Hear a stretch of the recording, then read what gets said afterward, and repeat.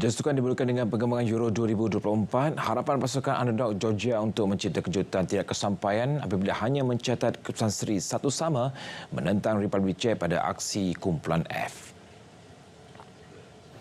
Pada perlawanan itu, kedua pasukan menunjukkan semangat juang tinggi bagi memburu kemenangan pertama kumpulan. Kesukaan Georgia dalam menyerang akhirnya membuahkan hasil apabila dihadakan sepakan penalti pada minit kecederaan separuh masa pertama. Jos Mikotadze tidak mensisihkan peluang itu dan meledak gol menerusi sepakan penalti.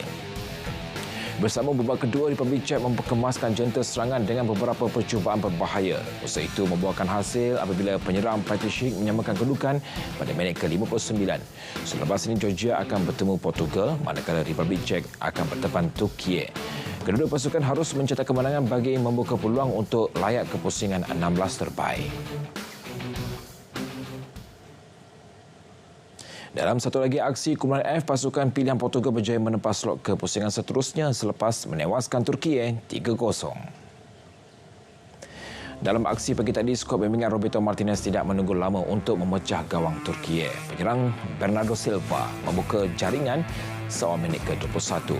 Keyakinan skuad Portugal terus bertambah bila Turki dihukum dengan gol sendiri oleh pertahanan Sami Akidin berselang 7 minit kemudian, menjadikan kedudukan 2-0 sehingga separuh masa pertama.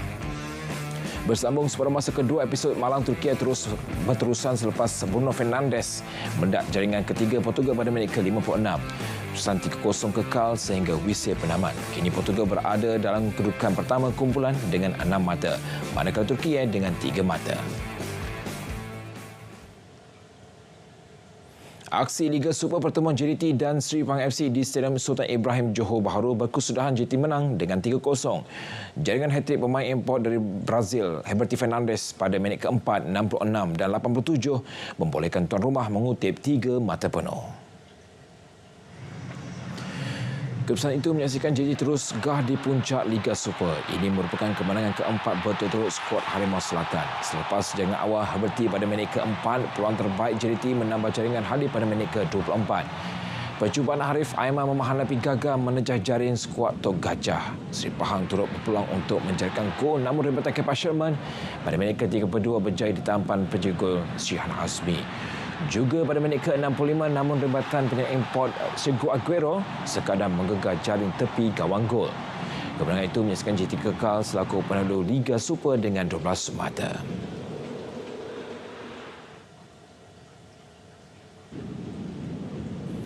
Sementara itu, Ketua Jurulatih Sri Pahang FC, Fandi Ahmad berpuas hati dengan penampilan anak buahnya meskipun gagal mengutip sebarang mata. Saya tahu mereka beri 100%. Itu sangat penting bagi saya, dan kombinasi Mikola dengan Kepa mungkin tidak menjadi hari ini walaupun mereka main sangat baik. Mikola sangat kerja keras, Kepa kerja keras.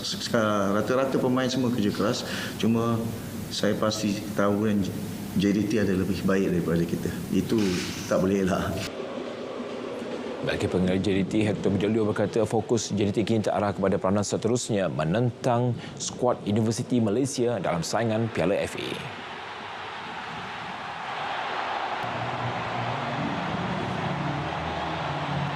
For us, it's very important game.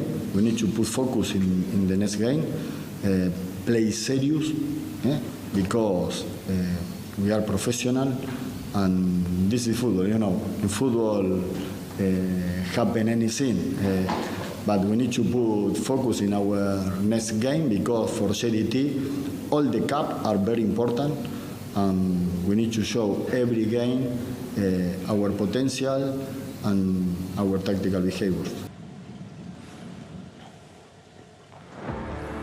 Di Kuching, pasukan tuan rumah Kuching City FC menafikan hasrat Terengganu untuk mahu pulang 3 mata selepas kedua pasukan terikat 1-1 pada pertembungan di Stadium Negeri Sarawak.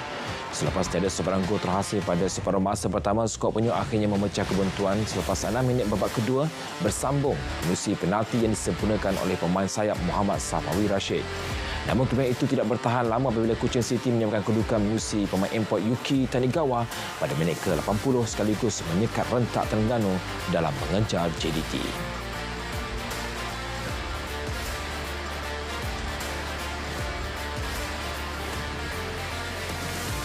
Sementara itu, di Pulau Pinang, penyerang gantian dari Ghana, Ebenezer Asifua, menjadi viral kedador aman KDFC selepas menjaga gol kemenangan pasukan pada minit ke-78 untuk menewaskan Penang FC 1-0 di Stadium Bandar Raya.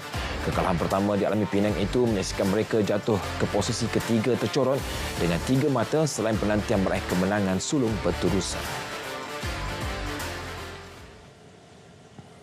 Selepas 7 tahun, Wan Zarif Ikram kembali mengukir senyuman buat pasukan negara apabila menuai pingat emas menerusi acara Masters lelaki pada kejohanan Tampin Bowling Remaja Asia ke-23. Atlet berusia 17 tahun yang membuat penampilan kedua pada kejohanan berkenaan menumpaskan Jovi Ma dari Hong Kong setelah merekodkan keseluruhan 427 jatuhan pin. Manakala pingat gangsa, acara sama dimenangi rakan senegara Ethan Damian Goh. Kemenangan itu menyaksikan Malaysia menutup kempen edisi ke-23 dengan 3 emas, 2 perak dan 3 gangsa. Malaysia sebelum ini menuai 2 pingat emas menerusi acara All Event Wanita. Persatuan Bola Sepak Malaysia FM akan mengembangkan penganjuran Liga Bola Sepak Puteri bawah 15 tahun B15 dalam misi melahirkan lebih ramai bakat baharu bagi meningkatkan mutu bola sepak wanita di negara ini. Pengurusi Jadukuasa Bola Sepak Wanita FM Datuk Suraya Yaakob berharap lebih banyak pasukan akan menyertai liga itu pada masa akan datang selain hadiah kemenangan ditingkatkan. Kejohanan Liga Bola Sepak Puteri B15 2024 menyaksikan SSS Leopard FC dinobatkan sebagai juara keseluruhan selepas mengumpul 21 mata daripada 8 perlawanan sekaligus membawa pulang wang kemenangan berjumlah RM15,000.